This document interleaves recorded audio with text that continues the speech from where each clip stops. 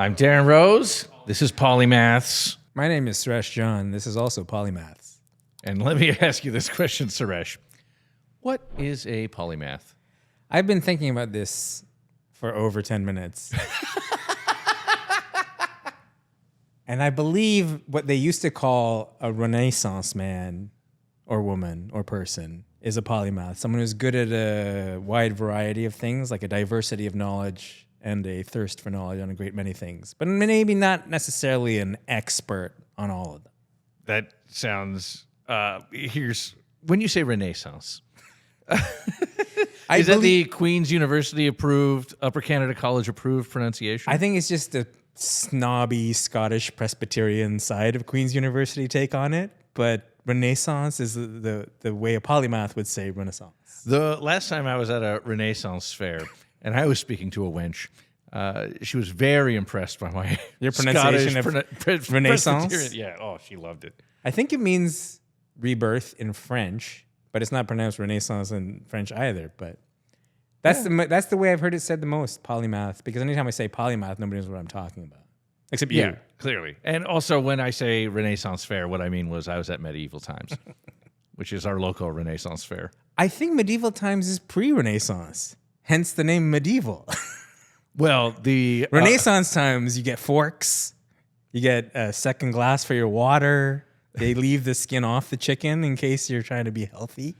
Yeah, well, the medieval times that you can attend here at the CNE grounds, that definitely is post-Renaissance. Right. Yeah. But that's my understanding of polymaths. Now, when we're talking about the Renaissance, who are your favorite 5 Renaissance figures? Can they also be my 4 favorite Teenage Mutant Ninja Turtles?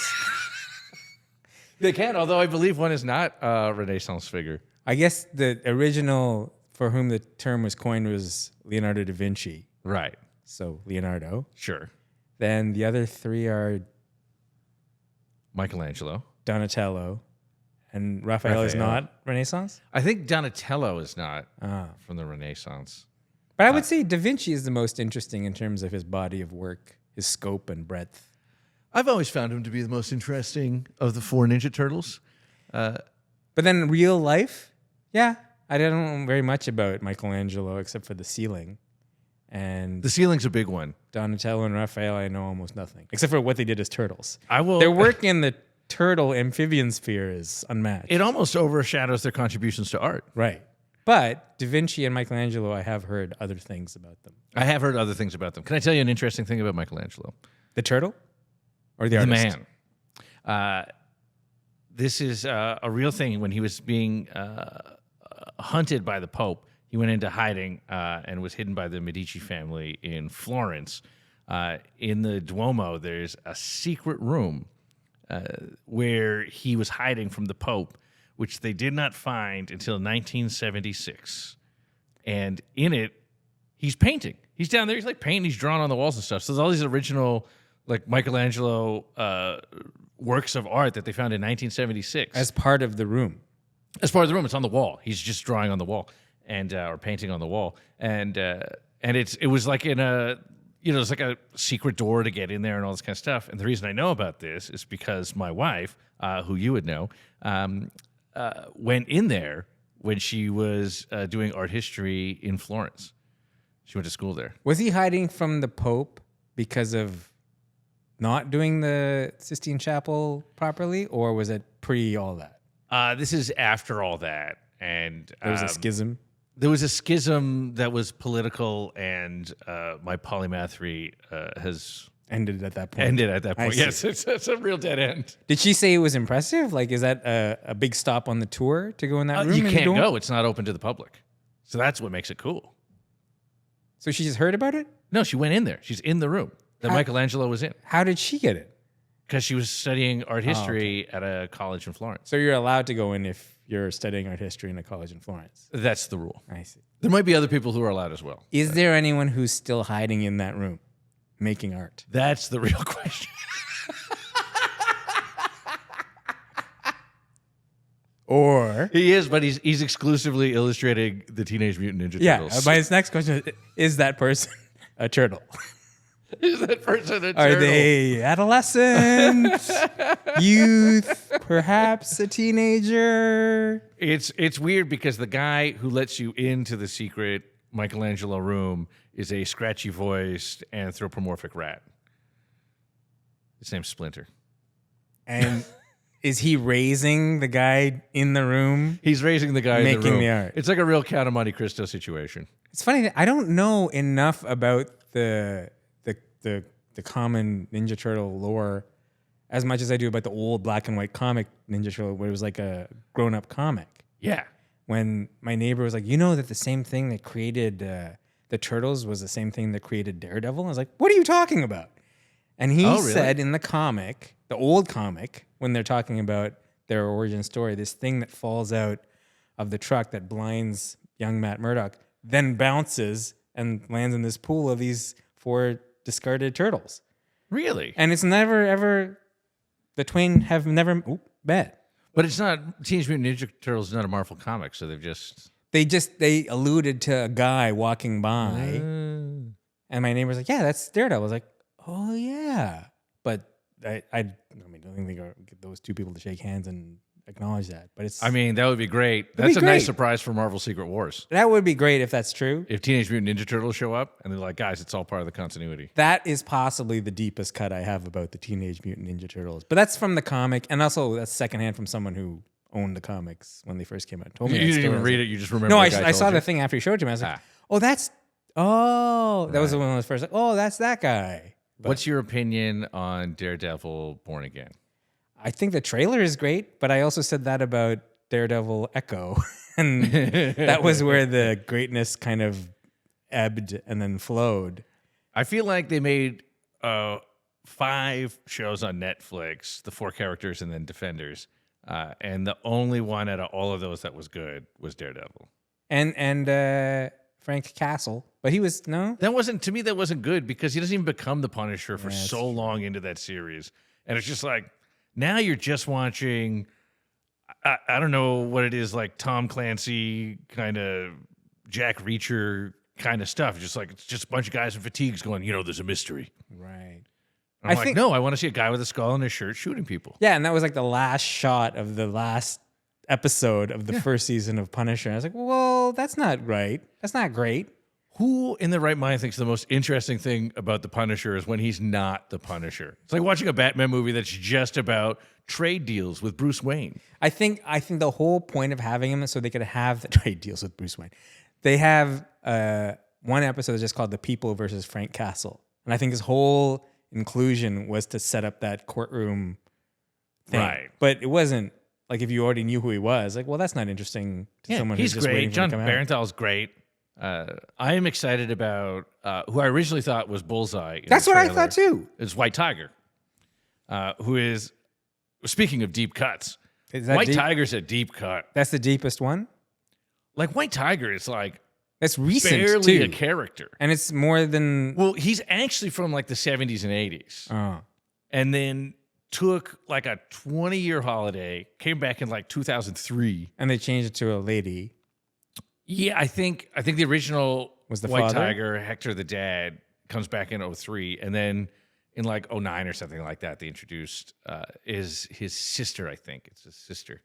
I also thought that in the trailer that was a new Bullseye thing. Yeah, I just thought it was a new Bullseye costume. It's so like Because the old Bullseye costume really looks like a cartoon character, like Yeah. from the comic. with the, So they kind of made him something with a tattoo when they did Colin Farrell, and that still wasn't great. And then the guy that they had just before he went down was like, okay, this is heading in the right direction. So then when I saw that, I was like, who's White Tiger? I thought it was Bullseye.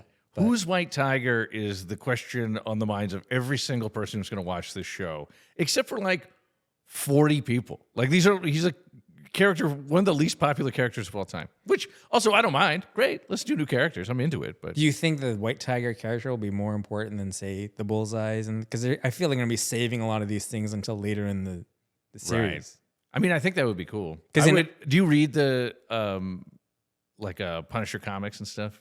No, not since they were like. Because Neither. Bullseye, the Hank Aaron run on Punisher is like the best ever, and they do a whole thing on Bullseye, which is great. Do they fight? Oh yeah. It's great. I kind of like the way they did in that Ben Affleck movie because they introduced him as like this wacky guy. Yeah. But then the rest of the movie was like, yeah, they kind of wasted an opportunity with like having Daredevil in his first movie and it being so, Yeah, the whole thing was a wasted opportunity, especially for Ben Affleck, who's never recovered. The poor guy. Just all he's done is win Oscars since then. Yeah, well, he got to be Batman, then he was Daredevil, and now he's more famous for being Ben Affleck than he is for being good. I would contend he's excellent. You're a stan, as the kids say, Certainly. but lately, like he's crest and fall, and no, he's. I don't know if you've seen his Dunkin' Donuts commercials. That's the best thing I've seen. The sequel to the Dunkin' Donuts commercial is my favorite thing that he's done recently, but that's not. Is that good?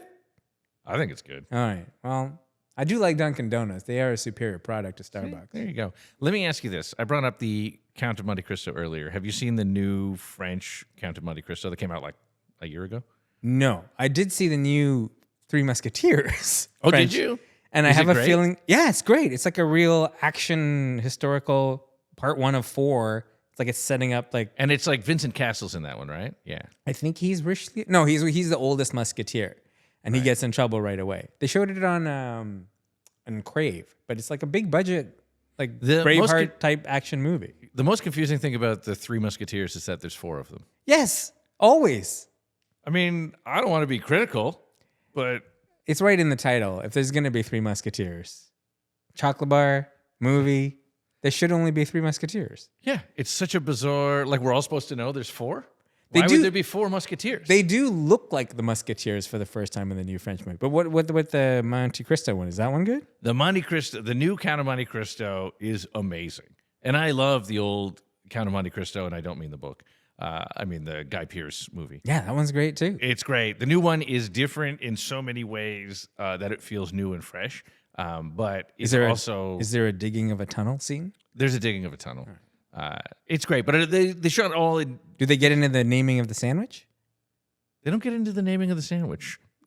They always seem to leave that part out of any retelling of the Count of Monte Cristo story. What's the naming of the sandwich? Well, there's a sandwich called a Monte Cristo, which is kind of like a grilled cheese, but with a little piece of ham in it. And it's never addressed in either the book or the movies.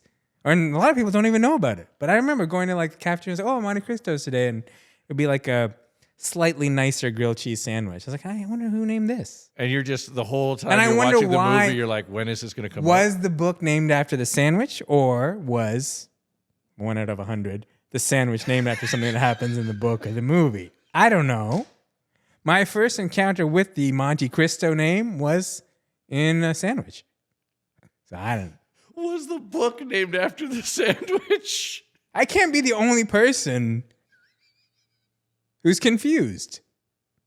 Which came first, the sandwich or the 17th century novel? I mean, we'll have to ask. Who's it? Dumas? Alexander Dumas. Alexander wrote the book? Dumas.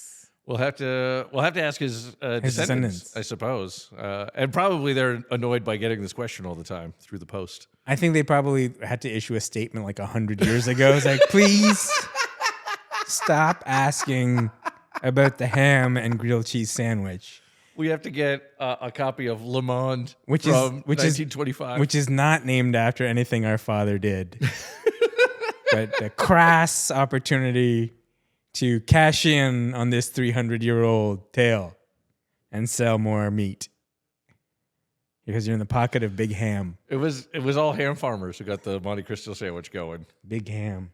They saw what grilled cheese was doing. Have you never heard of the Monte Cristo sandwich? No, I have heard of the Monte Okay. Cristo sandwich. I thought when you said that, I thought, is there a scene in that movie where they talk about a sandwich? Oh, I'm sure there is. Because those two guys were real hungry. But it was cut for time. it was Because it was like a 45-minute thing. It was like, I don't know if we should grill it. No, we should grill it.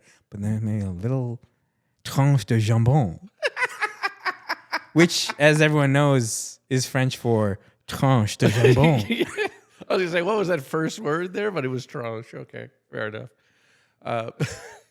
We spoke about the Monte Cristo sandwich more than I was expecting. I have more. But I didn't think we would get into it so early. I thought this would be like episode 3, episode 4. Like that was like the initial was like Frank Castle versus the Monte Cristo. And then eventually we'd get to episode 8. We would talk about, now what kind of ham is in a Monte Cristo sandwich? Well, purists would say Iberico, but that's Spanish. Welcome to Sandwiches with Darren Rosen's restaurant. I Every knew week I discuss a knew we different would be talking sandwich. about food at some point. I just didn't know we'd be talking in such granular detail about one historically named I mean, I sandwich. respect it. Let me ask you this, a non-food related question. Oh, fine. All right, I'll make it food related. All right. What do you think Brandon Ingram's favorite sandwich is? I bet New Toronto Raptor Brandon Ingram. I bet since coming to Toronto, he's tried the two. Remember when the NBA All-Star game was in Toronto and they ordered all those sandwiches? And there was this big hue and cry, what's the official Toronto sandwich?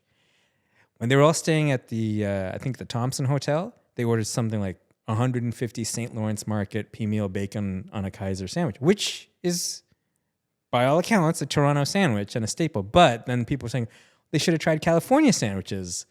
The veal sandwich, which is not? You don't think? I think Well, those first are of all, it's called a California sandwich. I know, but those two sandwiches are, I feel, brand-wise unique to Toronto, and people who had never been there, those would be the two I would serve say them. the thing So I would that- say Brandon Ingram, probably the pea meal bacon on a Kaiser if he eats bacon and Kaisers and mustard. Well, I will say this. What about the Jamaican patty? Is that a sandwich? Because you can make that into a sandwich with the cocoa bread, and that's a whole other thing. I mean, the patty on the cocoa bread is wild because it's just so much bread. Yeah, But that's my contention is it is a sandwich. It's by itself. It's food inside bread. I would say that's probably calorically, it's definitely a sandwich. Calorically, it's a sandwich. I mean, I realize it's got like It's almost like a donut, the amount of sugar and fat in it. I can see that. I definitely, if I bit into a donut and it tastes like a Jamaican patty, I would be furious. Which patty is the quintessential Toronto patty? Because I've only had recently Allen's from Peanut Plaza, which is a different style, but it's As good. someone whose mom lived my entire life less than 200 meters from the Peanut Plaza, I know Allen's very well. So that's a good one. Yeah. But I think there are people who prefer the more yellow, flaky. I like the generic- yellow flaky. Because that's the first one you've ever Subway- had. Yeah. For me, the first one I ever had was the yellow, flaky one. Coincidentally, the same place that used to serve Monte Cristo sandwiches. Like an Ouroboros consuming its own tail. But Allen's is famous amongst like my neighborhood people because there's like a big one in like proper Scarborough, and then Peanut Plaza is like their satellite kiosk. Yeah. And it's cash only, and they always run out, and they can get them hot or frozen. So that's the one I have now. So that's more like a whiter color, and it's a angular shape. So it really depends on. Jerk King is the one I have now. Those are yellow. Yeah, those are yellow. Yeah. And then the factory one is George's. That's a famous one. And Randy's. Randy's, yeah. But I think most people would be like Subway, like Warden Station, Bathurst Station, The yellow one. the yellow one. Yeah. I mean, it tastes better on the Subway, I think. Yeah, I think so too.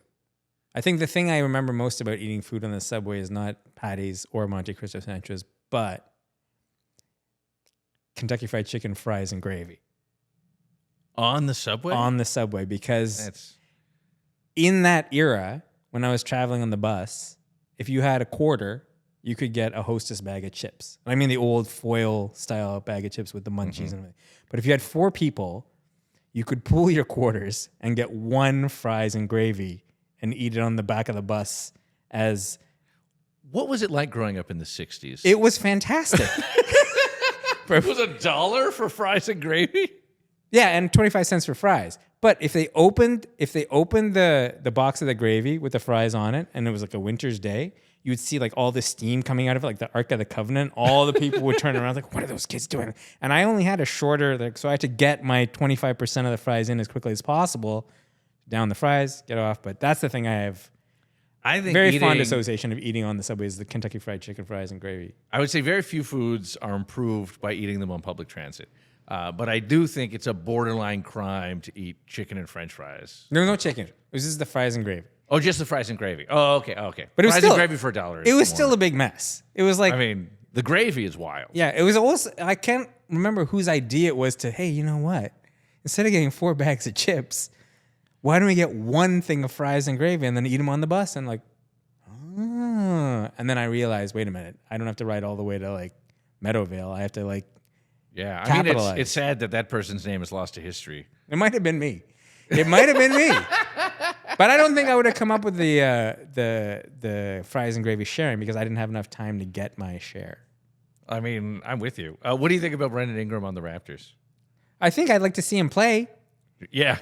He was on the Lakers and then the Pelicans right after the Lakers won in the bubble, right? They didn't win in the Yeah, bubble. because they traded Ingram for AD.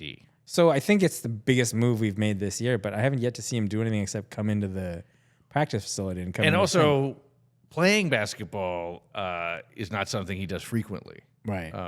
What he prefers to do is rehab.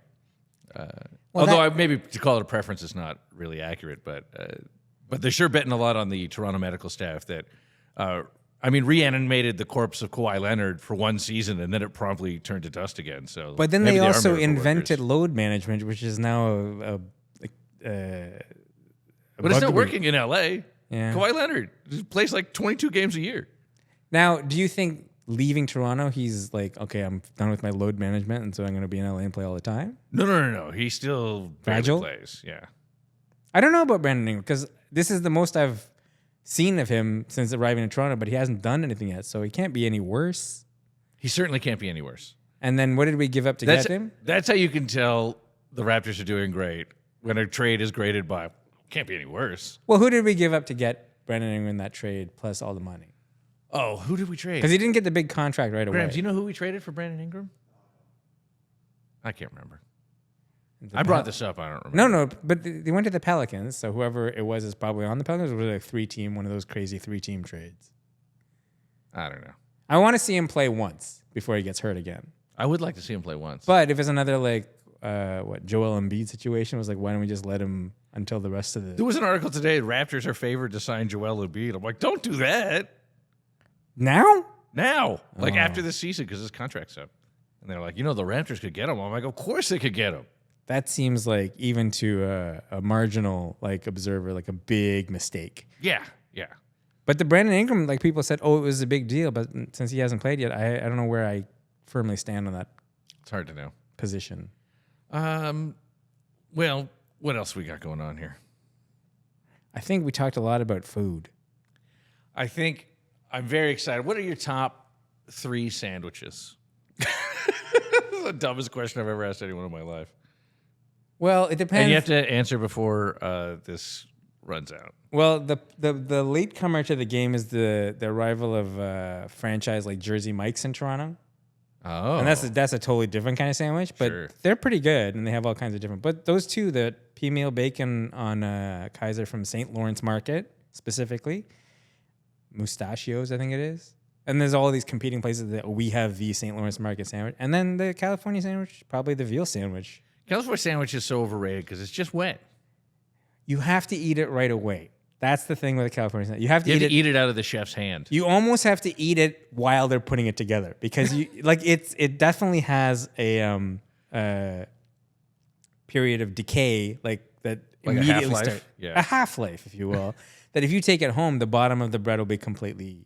Oh, you can't take it home. Almost You can barely inedible. take it to a table. Yeah, it's a sandwich the size of a human head that is a ticking time bomb. And also, why is it called a California sandwich if it's Italian? I think when they first opened it behind the Toronto Western Hospital, someone thought, let's just have a sandwich and let's give it a cool name. And at that time, California was in its heyday, so let's call It's it the same way they named Boston pizza. There's no sandwich in California sandwiches that is popular in California.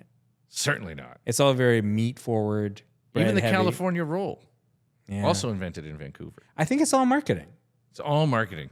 Like California Games by Epix, which is like a video game you could play on like a Commodore 64. It was all just surfing, beach volleyball, but they called it California Games and not beach games. Now, would you compare California games on the Commodore 64? Would you say it's better or worse than a comparable game on the PS5?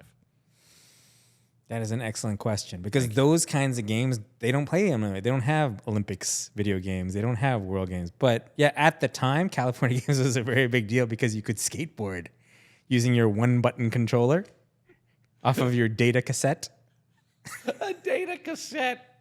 But no, I would say it was just Commodore 64 was great because the games are so cheap. So they had this, you could buy an Atari 2600, which was just games, or convince your parents, oh no, it's a computer. I'll be doing work.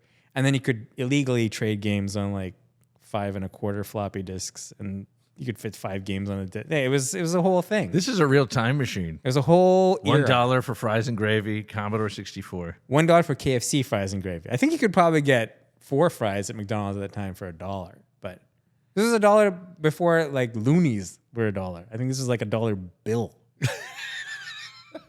This is from before money. This is from before like solid currency became like the preferred method. And now we're in the post-currency era. You controversially use a Samsung phone. I do. Now, why do you do this, and what is the advantage? Inertia. Were you given your first Samsung phone for free? No. What happened was I had a flip phone until way past the point of time you could have a flip phone. And at the time, I had some dollars saved up for Rogers or Fido. And they said, the only phone you can get is a Samsung phone. And it was one of those sliding keyboard phones. Oh, yeah. And the nice phone, which was like the one I had, wasn't part of that tier. So I got it. And then when that year was up, I was like, well, I'll get this Samsung phone. I was like, I'll get a new phone every 3 years, but I'm going to buy it outright. And then the phone, Samsung phone I have now is the last one they made before that one that caught on fire. Which I thought was a design flaw. Which was it put people off of something they were already kind of like, I don't like those green text bubbles or blue text bubbles. They have the same problem with Delta flights now. Now I have I found, like when these things are on fire. I have found, despite its brief period of flammability, anytime a new Samsung phone comes out, the most popular response on, say, YouTube comments is like, I've had the Samsung S10 Plus since whatever year it was, and they haven't made a better phone than that. And then I realized that's the phone I have. So I think it's because all the phones are so close to becoming like a perfect device. Right. The incremental improvement in quality of the camera or the battery isn't enough to make people buy a whole new phone, which is why all phone sales are lower than they've ever been. But Apple is making most of its money from apps. Yeah. Apps and in-app purchases. So controversially, I think a lot of people outside North America do use Android devices, and Samsung is the biggest maker of Android devices. But I don't know if I have a good answer to why. Maybe just to be contrarian? Somebody tried to steal your phone once on the subway. That is true. And they didn't know. Tell the story. Essentially, just tell it to Graham. They didn't know it was a Samsung phone. But I was reading. I remember it so clearly because of 2 reasons.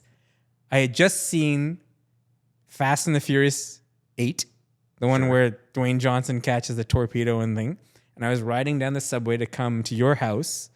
And I was on that little, the Eddie where Union Station stopped and thing. And I was reading about Sean Spicer, the former White House press secretary. This is the longest introduction to someone tried to steal my phone. This is what happened. I was reading, and I believe Sean Spicer is fluent in, and suddenly my phone wasn't there. And some guy had just walked by, snatched my phone out, and kept walking. And I didn't even say anything. I just ran up to him and I grabbed him. And then his friend was with him. They were standing like almost to the door. And then the guy panicked. He threw the phone to the other guy. I had the guy with one hand. I grabbed the guy who caught the phone with the other hand. He didn't know what he was doing. Let go of the first guy. I grabbed my phone, put it in my pocket, and grabbed both of them. And the second guy said, what are you doing? What are you doing? I was like, your friend just stole my phone. This is me taking it back. And by then, someone had pressed the alarm on the phone because everyone was just sitting and watching because the doors were just open. The alarm on the train. So the train couldn't go anywhere. And I was just holding both of them and both up against the little plexiglass dividers. And then a fourth passenger comes, guys, it's over. It's over. And then I like released the grip and they're like, let's get out of here. And they kind of went down and I leaned out of the door. It's an empty platform by the full subway train. I was like, next time bring more guys. And they were gone. So they probably just heard, wah, wah, wah, wah, wah. And then I had to answer like all these questions. But that was my getting my phone back. The whole thing took place in under 7 seconds, I would say. It's a perfect fantasy. It's a perfect like slow-mo. It's like the kind of thing you dream of. Like, I'm going to say, you said something cool twice. Also, for what it's worth, I know this because you came to my house immediately afterwards. You're wearing a bright white Adidas tracksuit. I forgot that, yeah. Like sweater and pants. And I guess I looked like an easy mark because I was reading. And I was actually initially so angry because I was in the middle of a sentence. I was like, oh, what's the end of that sentence? Oh, my phone just got stolen. Also, your look could be anything. You could be absolutely like, is this the richest man on earth? Or like, Or is he a mystery shopper on the TTC auditing our service levels? The first time I met you, I'll tell this story. I didn't know who you were. Did not know you were arriving. Nothing. We're on set, and transport drops you off. You get out of the van. Somebody opens the van door. You step out, and you're wearing an Adidas tracksuit and those sunglasses and a like $10,000 watch, and you're holding a like an armored suitcase, like the kind of thing that you would like that they hold a MacGuffin in movies, like if you're transporting diamonds, through Europe, where it's handcuffed to a guy's wrist. You got a suitcase like that, and I was like, "Is this guy like the guy who bankrolls the whole show? Like, who is this guy?" And then you opened it and showed me inside you had a PlayStation. A PlayStation 3. A PlayStation 3. Which is the very best PlayStation to have in 2011. When we met. I remember the same moment because I was like, I think that's the guy from Video on Trial. And I introduced myself because like, that he must be on the show because we were still at the very beginning. We didn't know who was on the show and who wasn't. Right. I was like, I just said hello, and then that happened, and then I didn't see you for a while because we were never in the same scenes. Well, that's what I mean. You could be anyone, though, because I was like, I guess he's in charge of all this. And then you have a PlayStation 3 in a suitcase, and I was like, oh, this guy is just a polymath. That's true. Two things can be true. We all contain multitudes. True. You could be an arms dealer from Dubai and also a grown man who brings a video game system with him everywhere he goes. The problem with having that now is the case always looks more dangerous than the contents. Because the case looks like a waterproof, like pressure control thing. But then any driver picking me up was like, what is that? I was like, it's a video game, but I'd have to check it in. So I don't want to get damaged on the way through. And I remember one time on that year or maybe the year after, someone opened it secure. Oh, is that the new Arkham PlayStation? Because it had a picture of like Batman. And I was like, yeah, please be careful. I haven't used it yet. And he held it up to security. Another guy from security came. I'm like, oh man, it's silver. I was like, yeah, guys, we gotta go. We gotta move the line along. But then they put it back in and let me go. Have you ever had a great like security experience or airplane experience?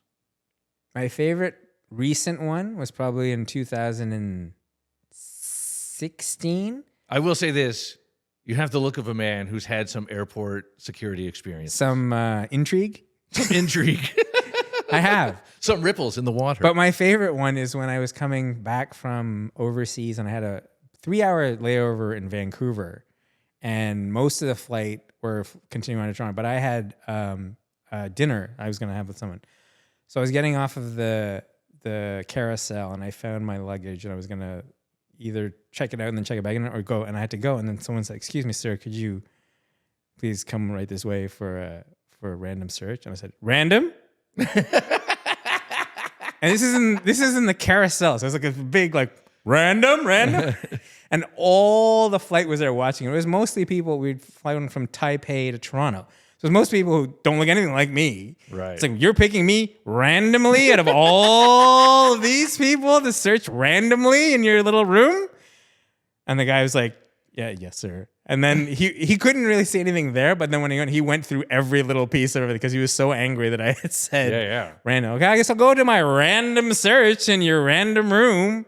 As someone who's been arrested with you, I will say I admire your instinct is to antagonize people in authority. Once I know that something's bad happens, well, let's just make this as uncomfortable for them as it is for me. And then once they got there, I was like, what's this? I was like, that's floss. Why is it empty? Because I ran out. It was that kind of petty, like back and forth. Floss. Yeah. I ran out. And then when he closed up the bag, he's like, is it all right if I leave this here? He goes, yeah. I just threw it on the table. Like those kinds of hyper passive aggressive back and forth. Because he couldn't do anything. There was nothing to find. But he was just trying to make me later for my dinner than possible. So I told him, I was like, so I got into some trouble with, and he said, airport security? He goes, yeah. I can believe that. But then when I told him this story, I was like, oh, you're well within your... I mean, you sound like the reasonable person in this story. I think so, because looking around, there's only one person I would have picked. The best is also going on a flight and getting on last. Because I always used to like jostle to try and get on first. Like, well, wait a minute. The person who's last to get on the plane gets there at the same time as the person who gets there first and sits in that chair. It's true. But seeing the looks of every single passenger as I come through the door and take my seat is so... It's best. Just the instant... well, this book looks interesting. Why don't I read the back of this air sickness bag? That's my favorite. Getting on last and also the look. Have you ever deliberately like spoken with an accent or something just to No, but one time I was on another flight and I was going to antagonize? I was going outbound. So I was going from Toronto to somewhere, and then we stopped in either San Francisco or something. And then they gave us instant noodles, and you're supposed to time them for 5 minutes. So I had one of those old monochromatic iPods.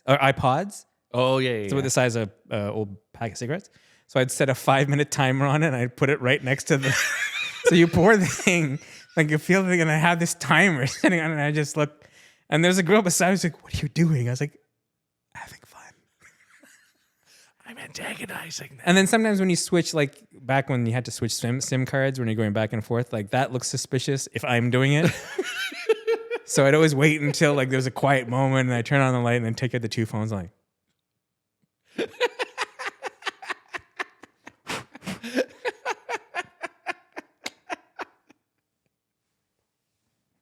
And that was enjoyable. I love it. I love it so much. I mean, it's if people are going to make the assumptions, like give them a story. Yeah. But then also, how many times has a stranger held your hand during a rough takeoff and landing? My hand? Stranger. I mean, it's happened to me before. Yeah. But I've had it like at least 3 times, and I'm always surprised when it does. I was like, do I look like I'm going to be some sucker to the brave? But I guess. I mean, When you're frightened, I guess you're frightened. when you're frightened, you're frightened. Are you frightened when they grab your hand? Yeah, that's Yeah. the scarier thing to me. I didn't know what to do, but I figured whatever it was, they were more frightened than I was. I was on a plane once. And it was always a lady. Yeah. Well, yeah. That's how a lot of marriages start. Oh, maybe. It's modern courting. Sounds like a couple of missed opportunities. I was on a plane once sitting in the emergency row, and they come and give the whole speech. And there's a, they're like, are you comfortable? You got to take the door out. You got to throw it out. And are you comfortable doing that? And the woman sitting in the window seat says, no, I don't think I could do that. And the flight attendant is like, no one's ever Abrogated their like, what do you responsibility. mean? Like, yeah, you could do it. And she goes, no, I don't do it. I should move. And she moved. And I was like, sure. But for that to come up, first the plane has to crash. Do you believe that's going to happen? It's like, who cares? Maybe, if the plane crashes, we're all going to die anyway. Was this an older lady or a younger lady? It was like a 30-year-old woman, like not sheepish. You know what I mean? Just like someone who went, I hear what you're saying. I'm evaluating my strength under pressure. Was she a new passenger? Do you think it was like a uncommon occurrence? I mean, I think she was new to the exit row. Yeah. She was like, I don't think I was going to have to work on this flight. That's the verbal contract of getting that nice row. The assumption is, in that 1 of 1,000, well, maybe more frequently nowadays, that you're going to have to throw the plane. You'll save all of our lives.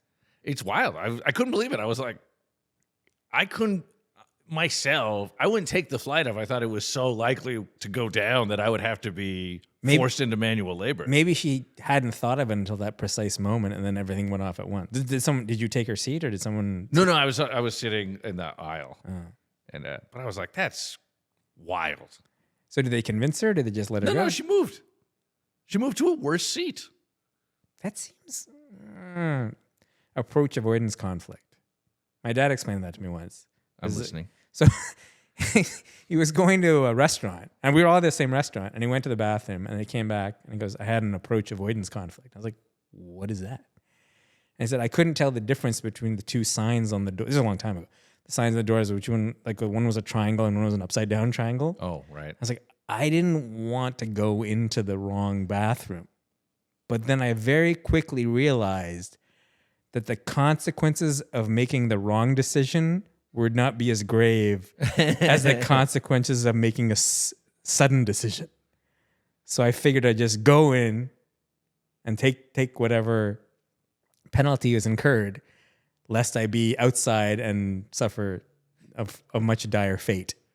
And he said that's called an approach avoidance conflict. Approach avoidance. Maybe that's what happened to her. Maybe I had a similar experience once where I, when I was doing stand up, when I was an open micer, you play wherever they put you on, and there was always shows running in the gay village, and so I used to do shows all the time at this particular bar in the gay village. It's a gay bar, and I go downstairs to the bathroom, and the first door is like a wire mesh figure, which is maybe like a person in a dress, but I can't quite tell. It's not. It's also just been mashed up over time, like people like kind of pushing on it to get in. And I'm like, a bit confused. So I went to the second door, and it said Dix, and I went, this one's for guys. It was just DIX, just very clear. And I was like, well, that's helpful. Yeah, it's. I mean, the other one just seems like it's come as you are. Like the other one felt like maybe a remnant from what the bar was before that, or or maybe they're just trying to antagonize people. But I was like, oh, this seems this door. I know this is the door for me. Right. I think I looked at the door later on the way out to see what was confusing in my eyes. Like, it's pretty clear to me, an upside down triangle and a triangle, if you were trying to think. But he was in such a hurry to go to the bathroom, right, that I think he just waited too long to. Which door did he choose? I think he went into this triangle. That's the one I would have chosen. Yeah, but then he was like, "What if someone comes in as I'm either emerging or thing and yells at me?"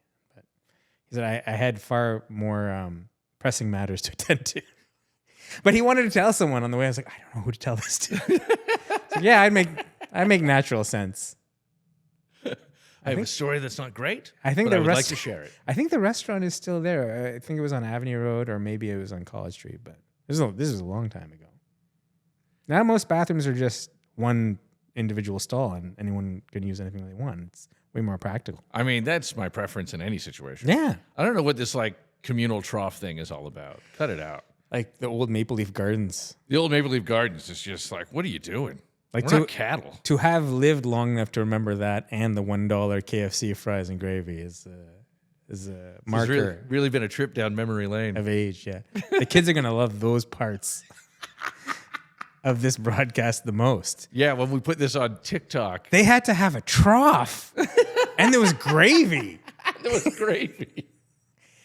I think someone was telling a story like in the Philadelphia Eagles old stadium that this guy was waiting, and it was one of the guys from Rob McElhenney. He said, "Yeah, I was a little kid, and I was lined up to go to the bathroom, and I didn't know, and I'd never gone for the first time, and there was a line, so I just got in line. I got closer and closer to the front, and then some guy tapped him on the shoulder. Yeah, kid, it's your turn. And it wasn't a toilet; it was just a garbage can with like crumpled up paper. This is his story, but crumpled up paper. I was like, imagine a kid. First of all, you might not even be tall enough to get over the garbage Just a can. garbage But the can. whole line, I was like, "Go on, kid, it's your turn." I was like, "What are you supposed to do?"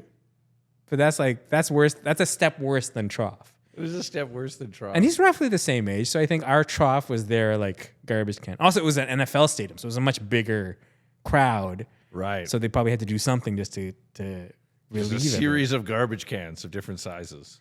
Yeah, I don't think that would be up to code Would not be up by to today's code. standards. You've traveled a lot internationally. Somewhat. Best and worst toilets. I don't know. It depends. Like, it depends what era we're talking about. In any era. Like when I was traveling, Toilets have been figured out for quite some time now. We've had the technology for a while. that's true. I think the era of like when the airplane headphones were just a tube and not a headphone. What? Remember those? No. What? It was like a stethoscope. What? That was when I traveled the most. It was like two little plugs, and it was so much like you could just, and the air would come. But if you actually put the armrest up to your ear, you could hear music coming out of the little plugs. That era, I'd say the bathrooms were more of the hole in the floor variety, like on a train. Are you Dorian Gray? Yeah. Somewhere there's as Stewie Griffin said, somewhere there's an oil painting of me becoming more attractive. But that's Stewie Griffin. But a train would have like a hole. This is probably in Asia. And you could actually see the ground going by. Like it was just a hole. And then holes. I'm going to go out on a limb and just say that's the worst toilet. And it's on a You can train. see the ground going by. And it's on a train, so the floor is not like dry. But then now, if you go to same countries, like the toilets are like all like heated, and so it really depends on what era you're talking about. What's your best and worst experience? Because I think my best experience is also in that same part of the world with like a heated and massaged toilet, like it has all these buttons and everything. Right. It works. So I guess it really depends on your age. I guess it depends on your age. And how much you traveled when you were younger. Because you never traveled during the era of the stethoscope. Not internationally, no. I would say, for me, probably in Singapore, where they have both Western toilets and traditional sort of hole in the floor. In the same bathroom. In the same bathroom, depending on which stall you open. But the hole in the floor is like nice, and it has like grips for your feet. Like it's like a porcelain, it's not just a hole in the floor. It's also interesting, like the thing about it, it's actually probably cleaner because someone hoses it off after every time and there's fewer surfaces to get dirty, but we're so used to what we do and squatting is so used to what squatting does, like it's totally foreign to either of you. I would say this is the worst thing we're ever going to talk about. I can't believe I brought it up. What about the sandwiches? All right, let me quickly ask you one more thing, and then we'll leave. Right. Barcelona, I don't know if you saw this.